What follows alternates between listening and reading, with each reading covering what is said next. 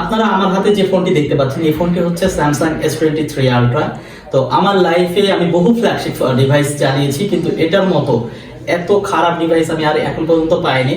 তো এই ডিভাইসটা সবার ডিভাইস খারাপ আমি তা বলছি না, এই ডিভাইসটা মূলত হচ্ছে আমি 2.5 মাস হয়েছে নেওয়ার, এরই মধ্যে এত বড় একটা সমস্যার সম্মুখীন হয়েছি।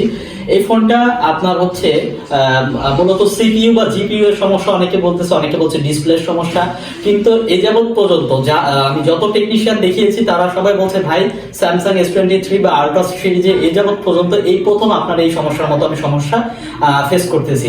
তো শুধু তাই না, আমি কাস্টমার কেয়ারে গিয়েছিলাম, কাস্টমার কেয়ারের লোক হচ্ছে আমাকে বললো যে আসলে আমরাও এই ধরনের কোনো সমস্যা এর আগে কখনোই পাইনি, ফার্স্ট টাইম আপনার ফোনে এই সমস্যাটা দেখছি।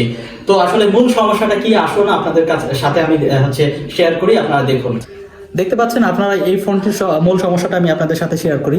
এই ফোনটি এত পরিমাণে স্লো হয়ে গিয়েছে যে মানে যদি ডিসপ্লেতে সমস্যা থাকে তাহলে ফোনের ডিসপ্লেতে নানা রকমের সমস্যা আসে। তো এরকম কোনো টাচের সমস্যা নেই, কিচ্ছুতে সমস্যা নাই, কিন্তু ফোন একেবারে সুপার স্লো। আমি একটা ক্যামেরা অ্যাপসে আমি জাস্ট হচ্ছে করলাম, দেখুন এই যে ক্যামেরা দেখতে পাচ্ছেন, আমি ক্যামেরা থেকে যদি বের হয়ে যাই কি পরিমাণে সময় নিচ্ছে। তারপরে মোশনে বা হচ্ছে আপনার আদার্স যে হচ্ছে আপনার অ্যানিমেশন আছে সবগুলো প্রতিটাতে সমস্যা দেখা যাচ্ছে। আমি জাস্ট ক্যামেরা দিয়ে আপনাদেরকে একটু টেস্ট করিয়ে দেখাই। আমি ধরুন এই যে সামনে আমার সামনে যে এটা দেখতে পাচ্ছেন, এটার আমি একটা হচ্ছে ছবি তুলবো, আমি ছবি তুললাম,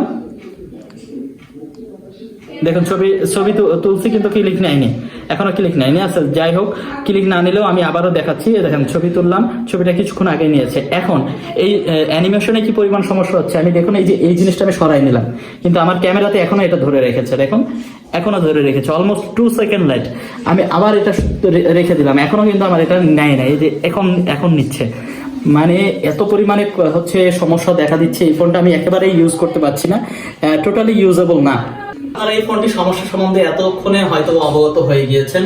আমি আপনাদের কাছে এটা কোনো যদি আর কেউ এইরকম কিছু বা এরকম সমস্যা ফেস করে থাকেন অবশ্যই এই ভিডিওতে কমেন্ট সেকশনে একটু জানাবেন প্লিজ কাইন্ডলি। তো এই যাবৎ পর্যন্ত আমি এইরকম সমস্যা কাউকেই হচ্ছে মানে এই সমস্যার সম্মুখীন হইতে দেখি নাই, আমি ফার্স্ট টাইম হয়েছি। আমার কাছে মনে হয়েছে স্যামসাং এটা একটা নতুন একটা সমস্যা হয়তো বা। তো আপনাদের সবার কাছে দোয়া প্রার্থী যেন ফোনটা আমি ভালো মতো ঠিক করতে পারি এবং আমাকে যেন কোনো একটা সলিউশন দিতে পারে। আগামী শুক্রবারে আমাকে যেতে বলেছে আপনার স্যামসাং এর হচ্ছে অফিসিয়াল আবার কাস্টমার কেয়ারের শোরুমে। তো আমি ইনশাআল্লাহ আবার যাবো। তো এই ছিল আজকের মতো ভিডিও।